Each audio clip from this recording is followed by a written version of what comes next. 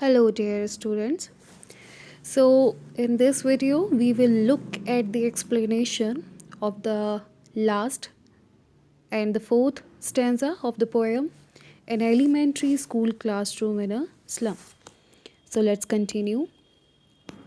The fourth stanza begins from here. Unless. Unless governor, inspector, visitor, this map becomes their window, and these windows that shut upon their lives like catacombs. Break, open till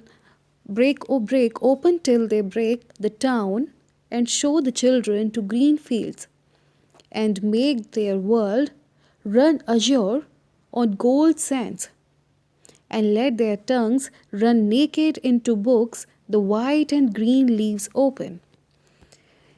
History theirs, whose language is the sun.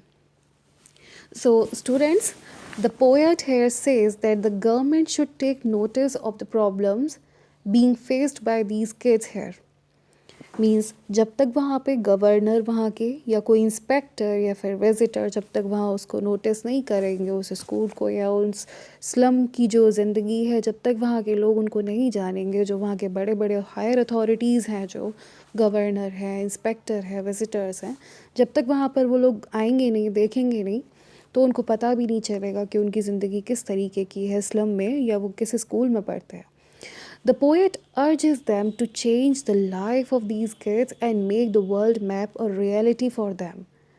Poet अर्ज करते हैं कि आप आइए वहाँ पर और उन बच्चों को देखिए, उन स्लम को देखिए, उनसे विनती करते हैं, उन गवर्नर से, इंस्पेक्टर से और विजिटर से कि आप वहाँ आइए और ये जो मैप है, इस मैप को उन बच्चों के लिए एक ऐसा मैप बनाइए कि जो उनकी ज़िंदगी रियलिटी हो, यानी जब जब वो उस मैप को देखें तो वो अपने आप को उस वर्ल्ड से जुड़ा हुआ पाएँ, ना कि जब जब वो मैप को देखें और जब अपनी उस स्कूल की विंडोज़ को खोल कर देखें तो उसमें बहुत ज़्यादा जो डिफरेंट चीज़ें हैं, वर्ल्ड के मैप में अलग चीज़ें देखते हैं और जब वो अपने स्कूल की क्लासरूम की विंडोज़ को खोलते हैं और उनको एक गंदी बस्ती दिखती है, वो उन दोनों में अंतर करते हुए यहाँ पे पाते हैं. There is a need to break the restrictions which are put on them due to poverty and lack of resources. उन विंडो को खोलते ही उनको क्या हो, जो ब्रेक करवाना चाहते हैं उसको, देयर लाइव्स लाइक कैटकॉम्स. कैटकॉम्स होता है स्टूडेंट एक तरीके का टूम मतलब जहाँ पर जो क्रीमेशन के समय पे एक जो जगह होती है जहाँ पर किसी को कब्र में दफनाया जाता है, मजार जिसको कहते हैं. तो पोएट कहते हैं कि there is a need to break the restrictions which are put on them due to poverty and lack of resources. He wants the governor and public to help these kids in achieving their dreams. वो चाहते हैं कि governor और कोई भी public जो है वो उन बच्चों की क्या करे, हेल्प करे उनके ड्रीम्स को अचीव करने के लिए, और उन बच्चों को एक ऐसा ग्रीन फील्ड्स दिखाए एंड मेक देयर वर्ल्ड, और उनके संसार को इस तरीके का बनाए जहाँ पर रन अश्योर, जहाँ पर केवल और केवल वो बच्चे जो हैं वो डीप ब्लू स्काई, अश्योर का मतलब डीप ब्लू स्काई की तरफ बढ़े. ठीक है.